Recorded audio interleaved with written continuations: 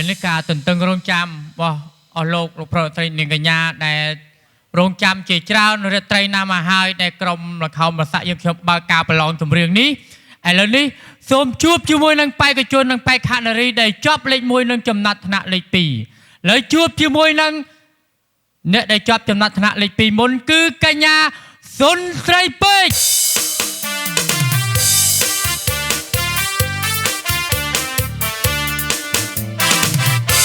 រីឯអ្នកជាប់ចំណាត់ថ្នាក់លេខ1គឺកញ្ញាកាច់ឆយ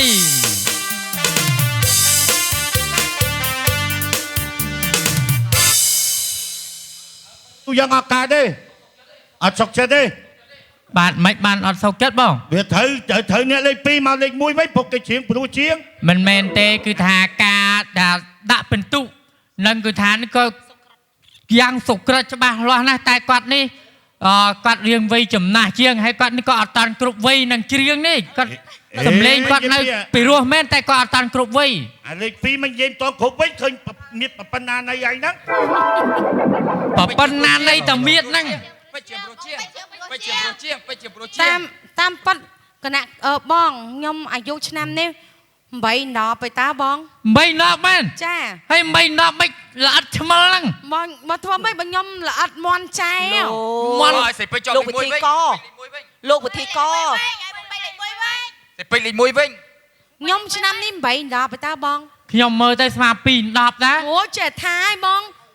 ឯងឃើញខ្ញុំតូចហ្នឹងអីលើចេះតែថាយើងដើម្បីឲ្យសុក្រិតទាំងអស់គ្នាណាតាមពិតសំឡេងលើមែនចាតែគាត់នេះដូចថាខ្ញុំមើលទៅដូចរៀមច្បងចាបងយើងលើកទឹកចិត្តគាត់ឲ្យទៅមុនទៅដើម្បីឲ្យគាត់ចាប់ចំណាត់ថ្នាក់មុន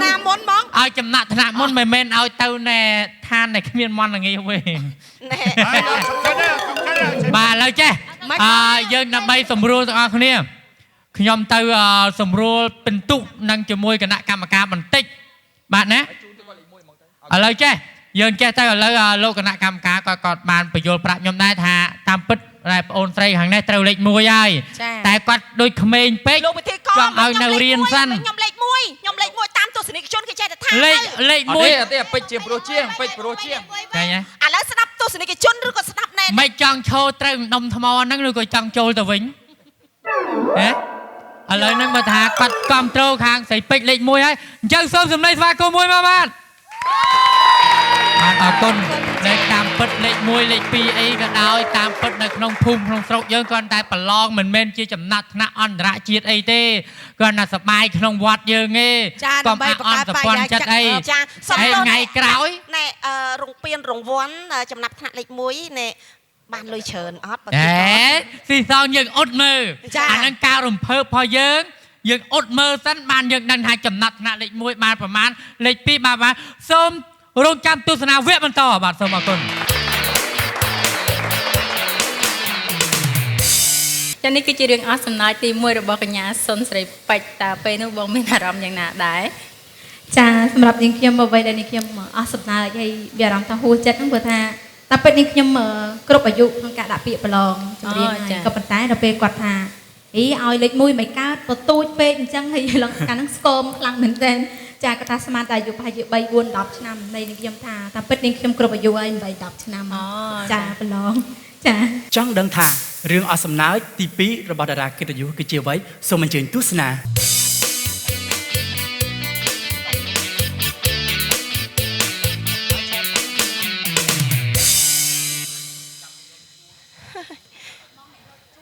ហើយ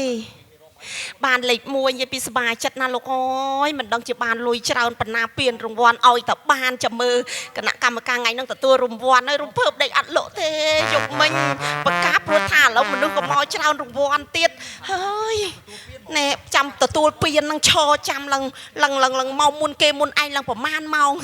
ណាឥឡូវនេះអ្នកលេខ1និងលេខ2ចាំទទួលពានរង្វាន់ដែលមេគណៈកម្មការនិងមេឃុំមេសង្កាត់យើងហ្នឹងដែលគេហៅលោកគាត់ចាប់ផ្ដើមរៀបចំជាថវិកាមិនដឹងឬក៏ជាពានរង្វាន់អីមិនដឹងឥឡូវនេះសូមដែរអូន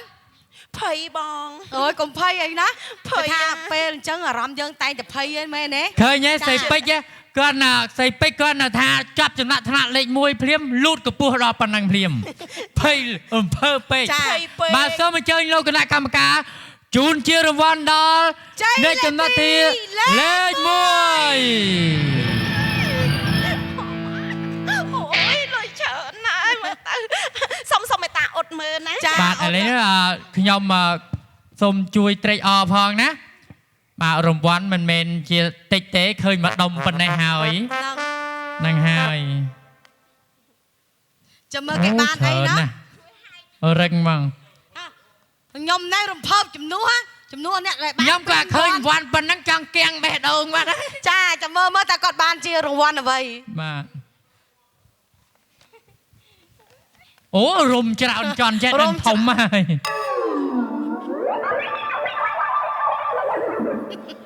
មិនដែរ ខំជាងចង់ងាប់បានរត់ចូលមួយហ្នឹង រង្វាន់លើកទឹកចិត្តរង្វា អា ន់នេះ នេះរ៉ាត់យ៉ូនេះធំជាងថ្ម7 2ដែរណា ខ្ញុំដឹងឲ្យអ្នកជាប់លេខ2យកវិញអូយខំជាង អូយតាម អូ ប៉ុណ្ ណា ណឹង នៅក្នុងស្រុកក្នុងភូមិយើងនេះមិនមែនជារង្វាន់ខាន់ខាវអីរាប់ម៉ឺនរាប់លានអីទេគាត់ណាជារង្វាន់លើកទឹកចិត្តដើម្បីឲ្យប្អូនខំរៀនខំច្រៀងទៅប្រឡងឲ្យទីក្រុងភ្នំពេញទៀត សុំសួរតិចមានប៉ុន្មានប៉ុស្តិ៍ អានេះ ចា មានមកប៉ោះឲ្យគួតខ្ចីគេមកទៀតប៉ោះហ្នឹង មានតែមួយប៉ុស្តិ៍បើបានច្រើនប៉ុស្តិ៍គាត់បានស្ដាប់ព័ត៌មាន អត់អីចាំយើងមានលុយបដៅចងការគេដាក់ប៉ោះក្នុងហ្នឹងបដៅទៅ ចាសុំតួមាន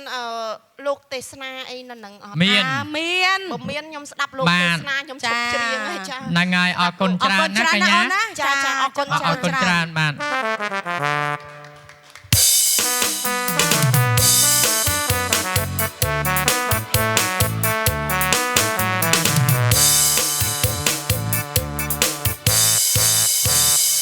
បាទកញ្ញាសុនស្រីពេជ្រយ៉ាងមិនដែរសម្រាប់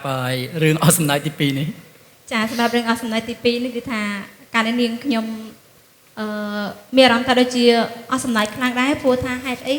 ព្រោះថារយៈពេលមួយខែនាងខ្ញុំបានទៅប្រឡងចម្រៀងហ្នឹងចាខំចោះឈ្មោះបជ្រៀតគេទៅណាចាតែតាមពិតអ្វីដែលលទ្ធផលចង់ក៏ឲ្យបានគឺថាបានលេខ1មែនក៏ប៉ុន្តែនាងខ្ញុំស្មានបានពានរង្វាន់ឲ្យអស់ចាសម្បើម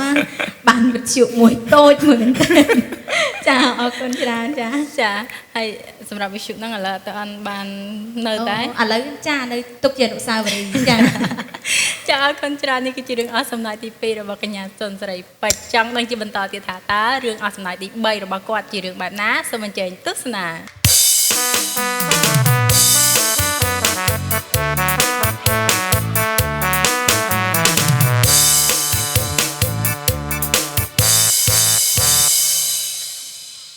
ចាជម្រាបសួរចា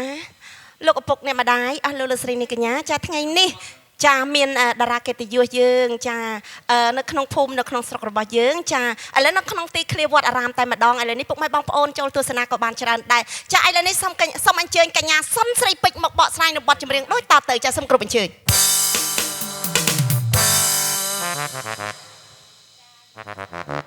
ចាសូមទោសចាអាការៈរអួលចាមកពីបច្ចេកទេសចាសូម ចាឥឡូវនេះសូមស្ដាប់ជាមួយនឹងនាងខ្ញុំបទដែលមានចំណងជើងថាបងខ្ញុំច្រៀងបទអីបងចាបងខ្ញុំច្រៀងបទអីបងចាអូនច្រៀងបទស្គាល់រសជាតិស្នេហ៍ចាមិនភ្លេចប្រកាស ស្គាល់រសជាតិស្នេហ៍ចាបងខ្ញុំច្រៀងឥឡូវចាព្រោះថាលេងយប់ហ្នឹងมันអាចច្រៀងស្អែកបានអូចាអរគុណច្រើនស្គាល់រសជាតិស្នេហ៍ច្រៀងឥឡូវ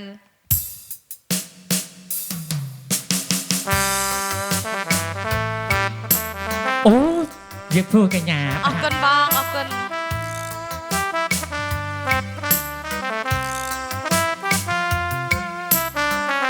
ស្គាល់រសនានៅគ្រាស្រឡាញ់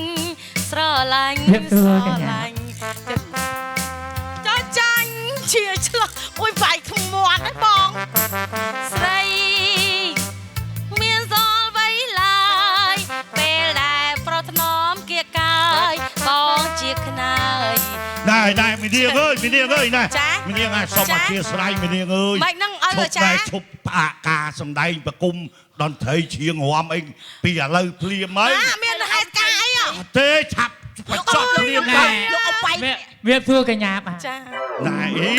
qua đây mình đi anh, bẹp ca lăng, anh buồn đập đo ngay đi. Ôi cho tụi mòm, mà nư mình đi mà cái nô cô đắc, កាដែរមាននាងអើយឈប់ជ្រៀង ខ្ញុំស្រឡាញ់សំលេងគាត់ តែមានហេតុការអីវាយគ្នាអីលោកអ៊ំវាយគ្នាអ៊ំ មិនដាក់វាយគ្នាស្អីទេប៉ុន្តែខ្ញុំសុំទោសអាណិតដល់លោកណែហើយនឹងក្មេងៗនៅក្នុងវត្តជាពិសេសក្នុងនាមគណៈកម្មការវត្តហ្នឹងណាអាណិតខ្ញុំខំដាំផ្កានឹងច្រើនណាស់គ្រាន់តែមាននាងឯងជ្រៀងអស់លីងផ្កាឥឡូវចាំផ្កានឹងដុះឡើងវិញហ៊ីកឡើងវិញចាំមាននាងឯងមកបញ្ចប់បត់ចម្រៀងនឹងទៅណាឥឡូវសុំបញ្ចប់ទៅនឹងសិន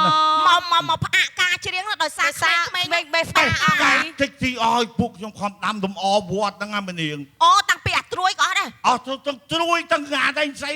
អាខ្លះដកទាំងរឹសបងទៀត ខ្ញុំឲ្យប្អូនខ្ញុំឡើងកាច់ផ្កាដូងតន់ចុះមកហើយ អាផ្កាដូងហ្នឹងវាមានឡើងរួចឯណាវាកាប់ដើមដូងលំ អូកាត់ប្រលុំហ៎ ហ្នឹងហើយ ចាអរគុណ បញ្ចប់ទៅ ចាអរ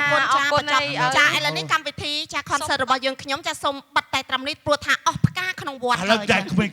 មួយចាំស្អែកមកជួយដាំផ្កា ចាំស្អែកមកជួយដែរអ៊ំចាសូមបិទតែផ្កាម៉ោង 10 ក៏អត់មានសល់ដែរ ហ្នឹងហើយ ចាឥឡូវនេះសូម អាណិតទៅដល់ផ្កាកំពុងតែថ្វាយព្រះនៅក្នុងពហិតែកន្លែងព្រះអង្គហ្នឹងក៏ទៅបោចយកមកដែរ ចាឥឡូវនេះគណៈកម្មការវត្តចាវត្តរបស់យើងខ្ញុំសូមផ្អាកការសម្ដែងពីថ្ងៃនេះតទៅរហូតដល់ផ្កាដុះវិញចាសូមអរគុណ ហ្នឹងហើយសម្រាប់តិចចាំអស់ផ្កាមកចាំមើលទៀតណា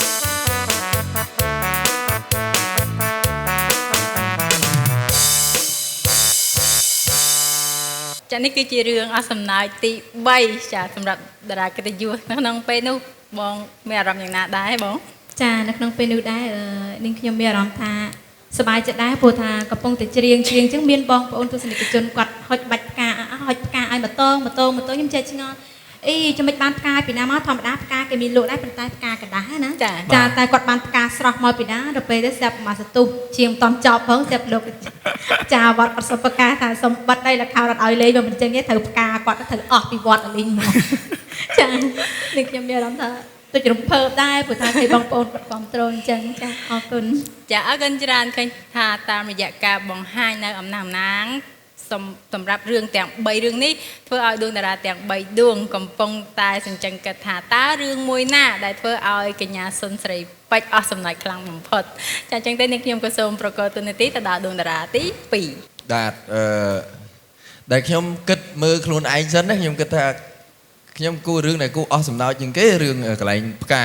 ចាព្រោះកម្រមានណាកម្រមានជ្រៀងគេមកសុំឈប់ក្មួយឈប់សិនអស់ផ្កាពូវាដូចជាគួរអស់សំណើចមែនតើហើយកម្រនឹងមានណាហើយបើរឿងវិសុអាចមានដែរបាទរង្វាន់មានខ្លះតូចជាងហ្នឹងក៏មានអាចប៉ុន្តែរឿងផ្កាហ្នឹងមួយកម្រអ្នកសិល្បៈកម្រជួបអញ្ចឹងខ្ញុំគិតថាហ្នឹងអស់សំណើចជាងគេបាទអរគុណសម្រាប់តារាទី2ចុះសម្រាប់ដួងតារាទី1គិតយ៉ាងណាដែរ បាទខ្ញុំគិតដូចដួងតារាទី2ដែរព្រោះអីវាមិនដែលមានតារាចម្រៀងរូបណាជាងមិនបានចប់មួយបទផងបានពាក់កណ្ដាលបទគេឲ្យឈប់វាមិនដែលមានទេបាទ ចាអរគុណច្រើនសម្រាប់ដួងតារាទី1ជាបន្តទៀតយើងនៅសាដួងតារាទី3អញ្ចឹងក៏សូមធ្វើការជ្រើសរើស បាទអរគុណអីខ្ញុំមកតោះនិយាយក៏ចង់អស់សំណើចនាងនេះចុះបានអស់ប្រកាសតាទៀតចុះមកយកចម្លើយទី3ដែរអីអត់ងាយមានទេព្រោះថាលឹកស្បាយបាទអស់ប្រកាសតាបាទដាំនាងអើយបើយកចម្លើយទី3ដែរបាទអរគុណសម្រាប់ដួងតារាទី3ដូច្នេះទាំង3ដួងជ្រើសរើសចម្លើយទាំង3ទាំងអស់គ្នាចុះទស្សនិកជនវិញជ្រើសរើសយកចម្លើយមួយណាចង់ដឹងជ្រាបពិតសូមជួបជាមួយតារាកិត្តិយស ចាអរគុណតាមពិតទៅទាំង3នាក់ហ្នឹងគឺថាឆ្លើយចម្លើយគឺនឹងខ្ញុំសូមប្រាប់ថាត្រឹមត្រូវចាអរគុណគុណពរទាំងអស់គ្នាចាអរគុណសម្រាប់ការផ្ដល់នៅចម្លើយរបស់កញ្ញាសុនស្រីពេជ្រប៉ុន្តែត្រឡប់មកវិញចង់ឲ្យកញ្ញាសុនស្រីពេជ្របកស្រាយថាតើហេតុអ្វីបានជារឿងទី3ហ្នឹងធ្វើឲ្យកញ្ញាសុនស្រីពេជ្រអស់សំណើចខ្លាំងជាងគេចាអរគុណតាមពិតទៅរឿងវាកម្រមានដែរដូចថាធម្មតានៅក្នុងវត្តទីធ្លាវត្តមិនតូចណាធំដែរចាហើយកម្រមានថាកំពុងតែប្រឡងចម្រៀងច្រៀងមិនតាន់ចប់ហ្នឹងទៅបានពាក់កណ្ដាលបទស្រាប់លោកអាចារ្យគាត់មកប្រាប់ក្រុមលក្ខខណ្ឌគាត់ថាបងអូនអើយសុំផ្អាកសិនចោះព្រោះអីឥឡូវហ្នឹងផ្ការបស់តារខំដាំចង់ងាប់ហើយខ្ទេចអស់សុំតែកូនផ្កាមួយផ្កាទៅក្តាប់ហ្នឹងក៏អស់ដែរផ្កាខ្លះដកដោយទាំងរឹសទៀតគាត់ថាបានទេបានថាឲ្យបើថាចង់ជូនផ្កាគាត់ឲ្យទិញផ្កាក្រៅចឹងទៅប៉ុន្តែដល់ពេលមកលេងវត្ត មកទីធ្លាវត្តរបស់គាត់អញ្ចឹងគាត់ពិបាកដែរតម្រាំបានគាត់ដាំផ្កាបានដូចដើមវិញចាចាអរគុណច្រើនសម្រាប់ការបង្ហាញនៅអំណះអំណាងតទៅនឹងការរំភើបចិត្តក៏ដូចជាការសប្បាយចិត្តជាមួយនឹងរឿងទី3នេះចាយើងឃើញថានៅក្នុងវគ្គនេះយើងក៏សូមធ្វើការប្រកាសបន្ទុកជូនទៅដល់ដួងតារាទាំង3ដួងតាំងពីវគ្គទី1រហូតមកដល់វគ្គនេះសម្រាប់ដួងតារាទី1ទទួលបាន1បន្ទុកសម្រាប់ដួងតារាទី2ទទួលបាន2បន្ទុកចាសូមអបអរសាទរសម្រាប់ដួងតារាទី3ទទួលបាន3បន្ទុកចាយើងបានរកឃើញហើយសម្រាប់ដួងតារាជ័យលីភីនៅក្នុងរាត្រីនេះគឺបានទៅលើដួងតារាទី3ចាជាបន្តទៅទៀតនេះសូមមកលោកអ្នកបានទទួលទស្សនាក៏ដូចជាកំសាន្តសប្បាយជាមួយនឹងបទចម្រៀងដែលសម្ដែងរួមគ្នារបស់តារាកិត្តិយសជាមួយនឹងដួងតារាជ័យលីភីដែលនៅក្នុងនេះនាំមកជូនលោកអ្នកដោយមន្ទីរព្យាបាលថ្មិញដួងសិតមានតនបណ្ឌិតមានបទពិសោធន៍យូរឆ្នាំមានក្រមសីលធម៌ល្អបំពាក់ដោយឧបករណ៍ទំនើបទាន់សម័យមានដកថ្មិញដាក់ថ្មិញពុតថ្មិញដាំបង្គោលក្នុងឆ្អឹងធ្វើថ្មិញឲ្យសមន្ទីរព្យាបាលថ្មិញដួងសិតមានទីតាំងស្ថិតនៅខាងលិចឈៀងខាងត្បូងផ្សារទំនើបសូរិយាសូមបង្កើនស្នាមញញឹមនិងភាពជឿជាក់របស់លោកអ្នកជាមួយនឹងមន្ទីរព្យាបាលថ្មិញដួងសិតចាជាបន្តសូមទទួលទស្សនាក៏ដូចជាស្ដាប់កំសាន្តនៅបទចម្រៀងដូចតទៅ